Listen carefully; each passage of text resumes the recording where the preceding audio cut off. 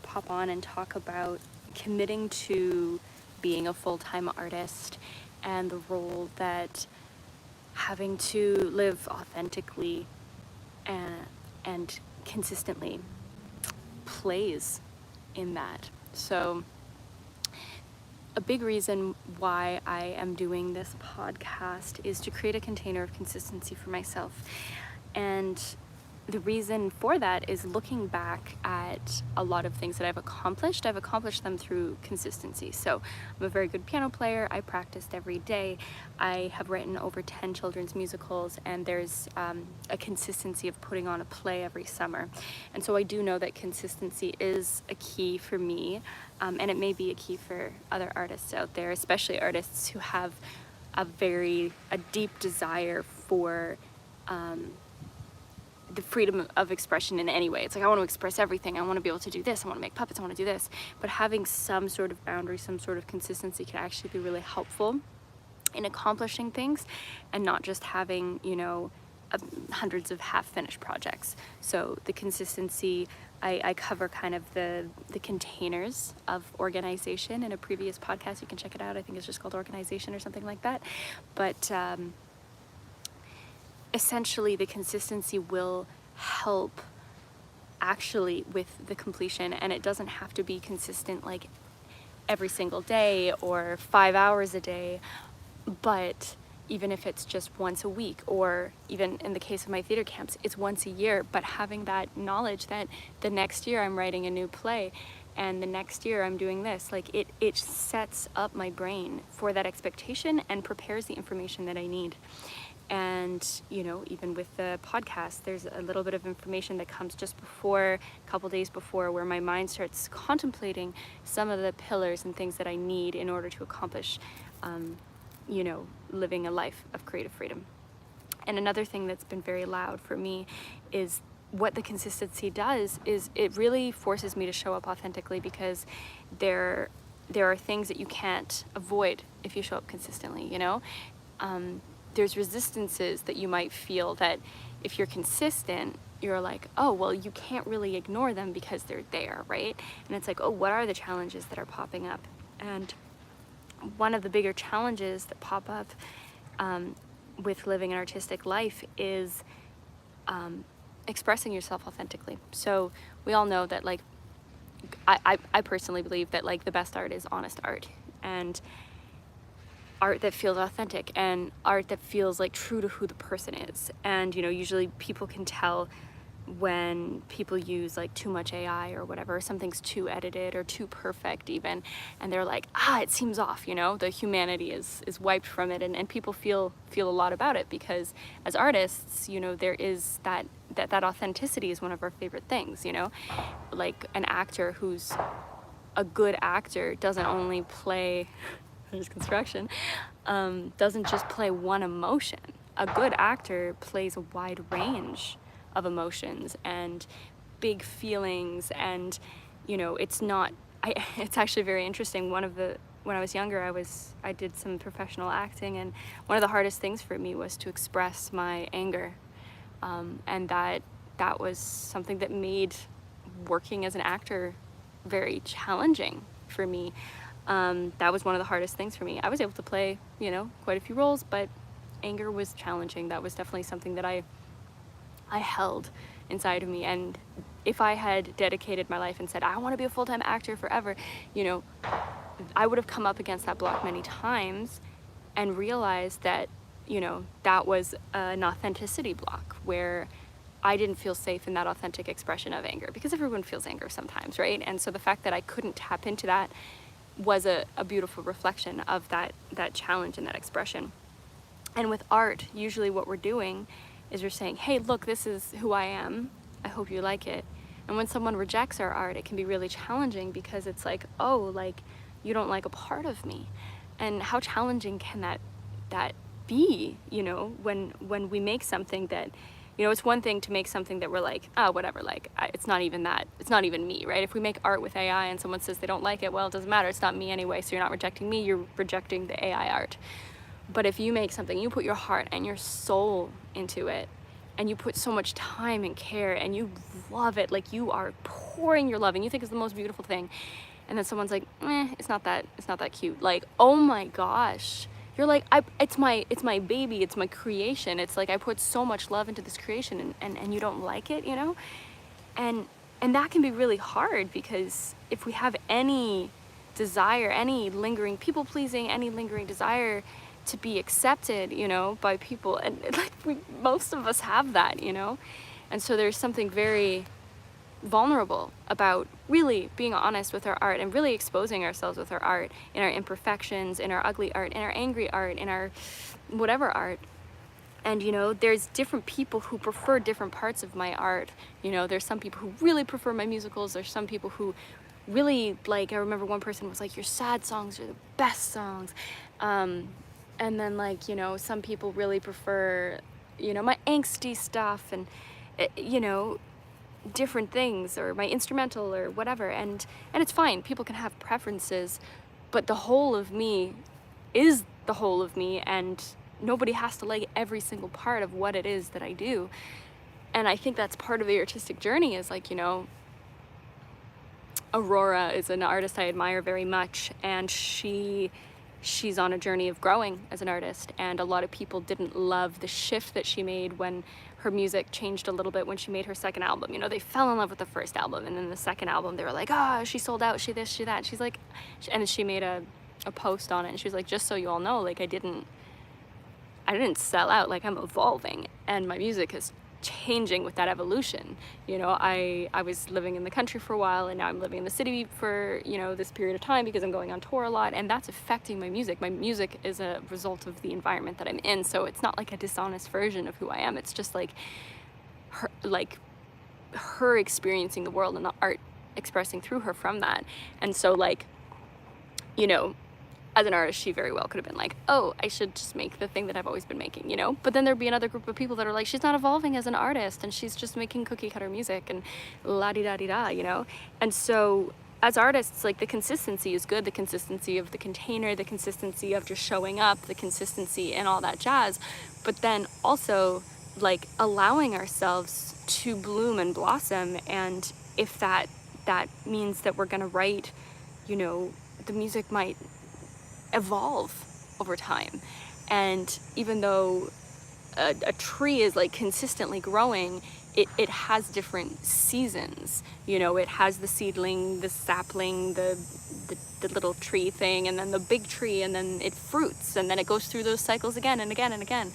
And we're very much like that. We go through these cycles. And so the consistency of showing up every day authentically doesn't mean showing up every day and being like, hi everybody, I hope, you know, like, it's perfect this way and everything's perfect, you know? It's like, sometimes the consistency of showing up every day is saying, like, man, I really struggle with this sometimes. And as I commit on a journey of creative freedom, sometimes it can be hard to be authentic, because there's a fear that in my truest authenticity I'll be rejected, you know?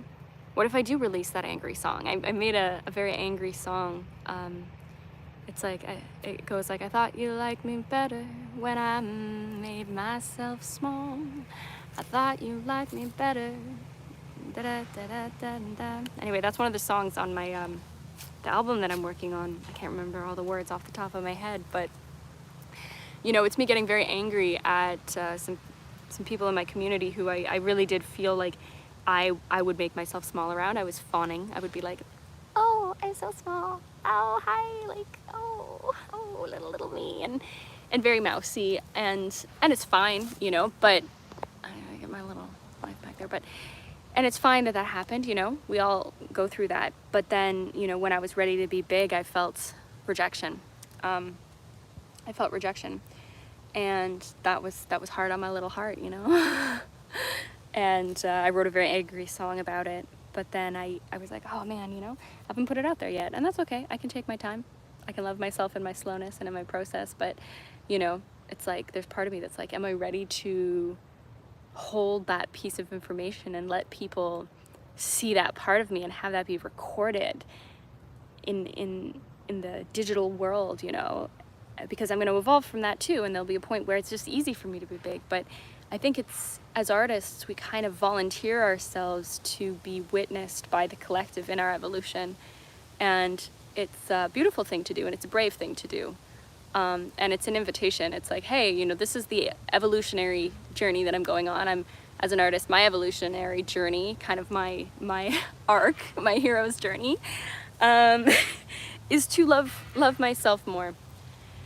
Is to love myself more so that I can really give my gift that I was meant to give.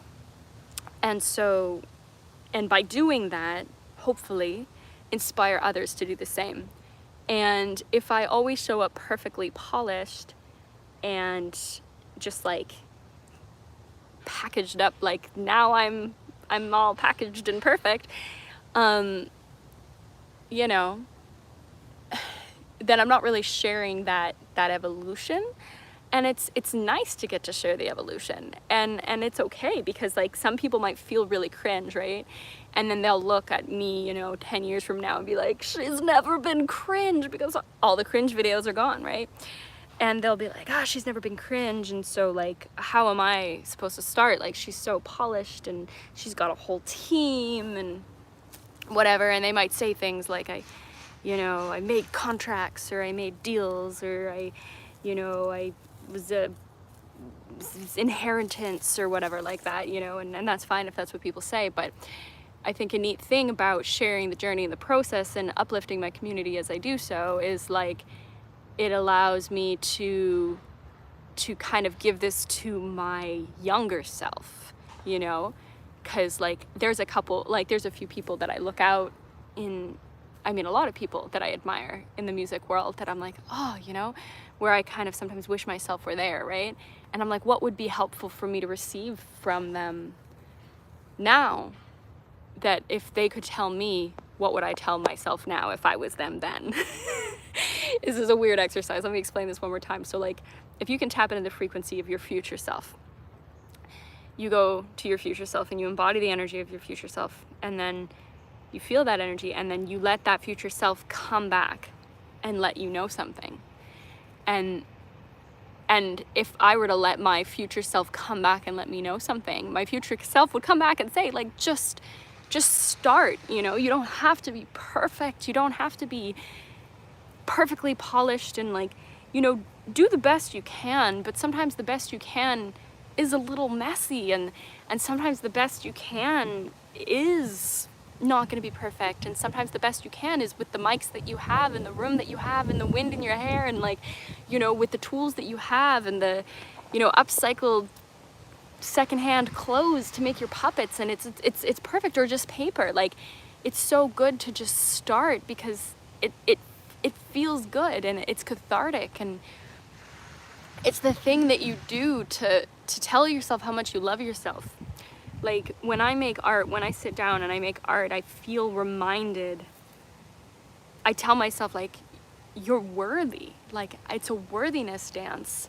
And it's not like, I don't want to make my art to say, like, you tell me that I'm worthy. Like, I make my art to tell me that I'm worthy. And when I make my art, I'm like, yeah, this feels good, and I like doing this. And so I feel fuller when I do it. I feel fuller when I make my art, and that's the kind of art I want to make. And if you want to make art, it's like, what art should I make? You ask yourself, and it's like, well, the art that makes you feel full, fed, and nourished.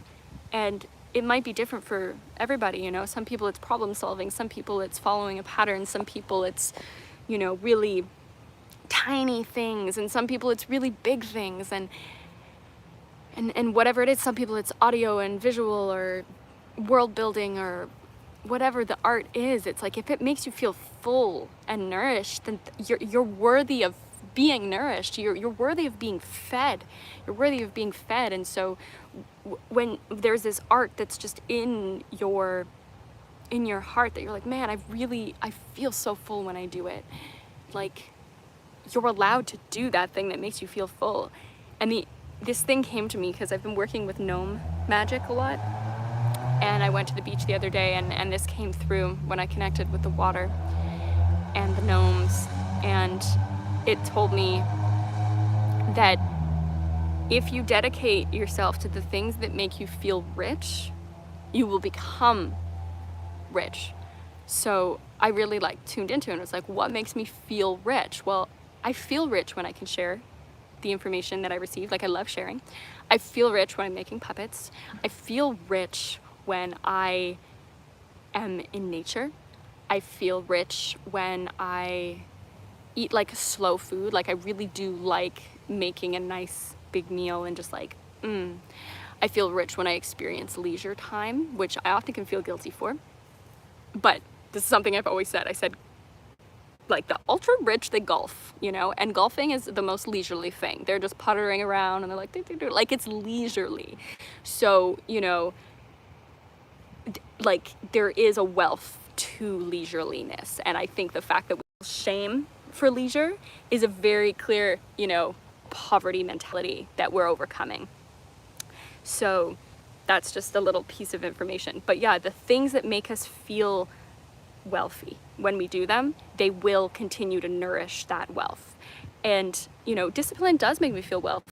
When I accomplish something, I feel wealthy. When I look at my finished puppet, I look at my finished song, like when I sit back and I listen to something I've created, art makes me feel rich. Buying art makes me feel rich. Like, these things make me feel really, really wealthy. And yeah, being organized, like clean spaces actually, can make me feel very wealthy as well. So just really tuning into it and being like, what does actually feel wealthy for me? And I love, you know, this is something else I love doing that makes me feel wealthy, is like when I buy things with money I made doing what I love. So I would say that I'm very lucky because I've done a lot of things I love for money. You know, I've made money playing music, making music, writing plays, teaching, all these things I really love to do, selling my art and things like that. And so when I buy something from someone who's doing what they love, like if someone is an artist and I buy something from them with money that I made doing what I love, or someone is like a sound healer and I buy a service from them with money that I did, that I made doing something that I love, then I feel this energy in my body where I'm like, yeah, like I'm giving you the energy of this money that I made doing what I love. And like, there's a lot more where that came from because I loved making it. Like, I love making money doing what I love because I love doing what I love, you know, and I want to make more of it because I want to keep doing it, right? And so it feels good, you know, it feels good. And there's no, I think we feel a lot of shame doing what we love for money, right? It's like, you know, I don't want to taint it or, you know,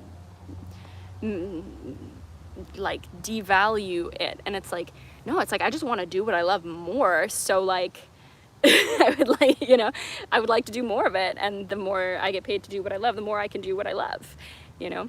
I had this really beautiful experience going into a recording studio once, and it was a beautiful mirror. This guy was a little kind of he was like a kind of an indie musician in my hometown, Clare. His name's Bruce. Anyway, great guy. Anyway, he says to me, he's like, he was beautiful. He says, your music is really good. He's like, your music could pay for itself. And that was so good, you know, and it was such a beautiful witnessing. And I was like, thanks, man. He's like, yeah, your music could really pay for itself. And what that meant to me was like, he was like, you're not gonna have to like go outside of your music to like fund your music. Like, your music is just gonna be like a self-sustaining like permaculture farm, you know, like.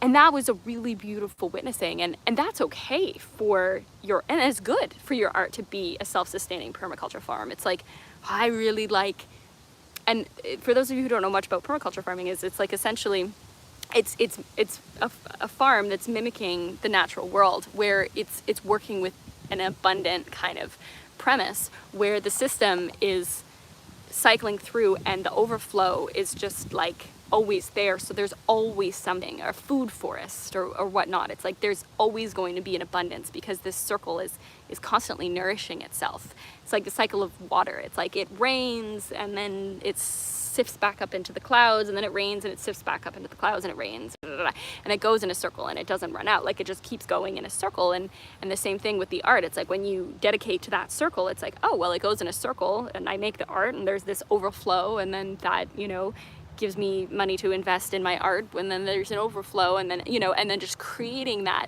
food forest of your art, which is really cool.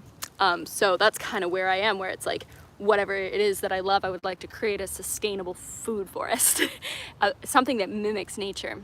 And my feminine is light and my masculine is roots, and I'm curious about delving deeper into the system of roots so that I can learn about how that kind of secular nature kind of creation happens, and honor the seasons of my art, and always be working with abundance, because like with nature there is enough. Like when you really start to kind of like, I think that's something that we can often be disconnected from, and it's very like indigenous, is like when it comes to indigenous wisdom that can be lost, is that energy of knowing that there's enough and that trust. And if you've ever read like the Ishmael book, it's like a monkey that teaches this guy kind of how to like decode the Bible. And this one thing in the book is talking about Cain and Abel, and how God actually like, I can't remember who's who, but like God prefers the dude who gives the meat instead of the harvest from his garden. And it's very interesting because we're like, oh, that's strange. Like the guy who like took a life was valued more by God. Like what?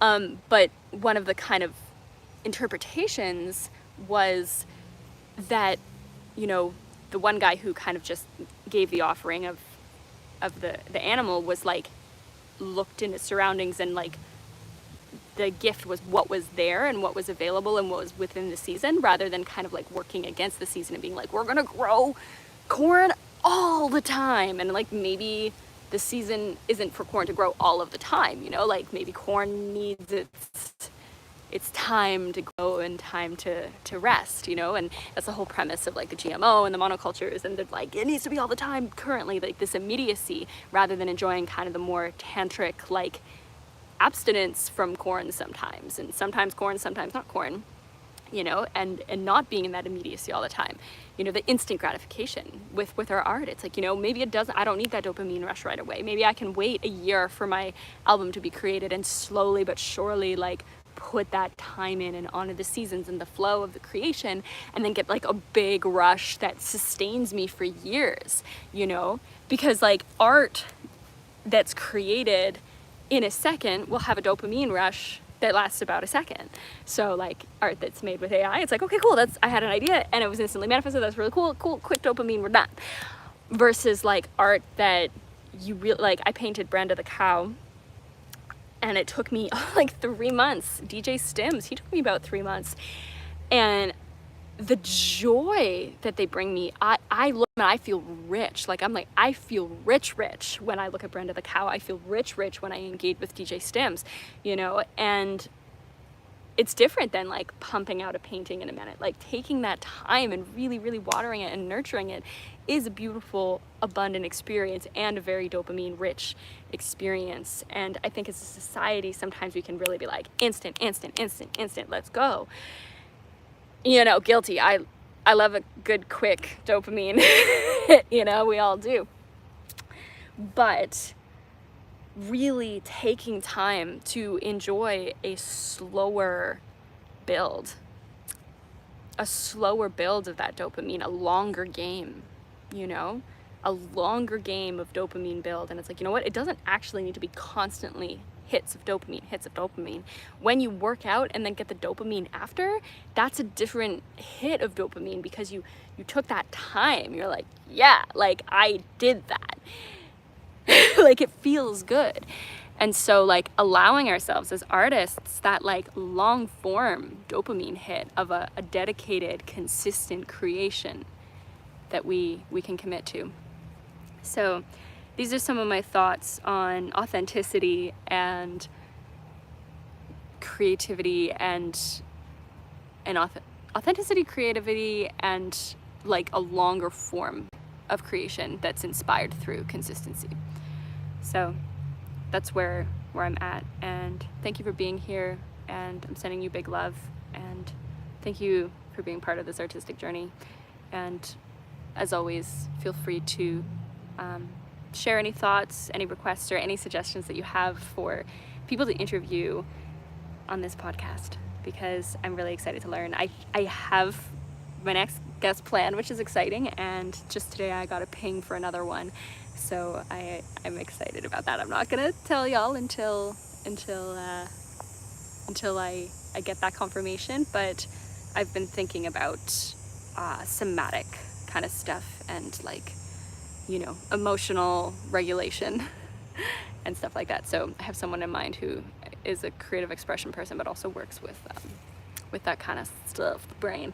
So I'm looking forward to having quite a few people with those informations on here because I would love to learn. Anyway, big love, and I will see you next time.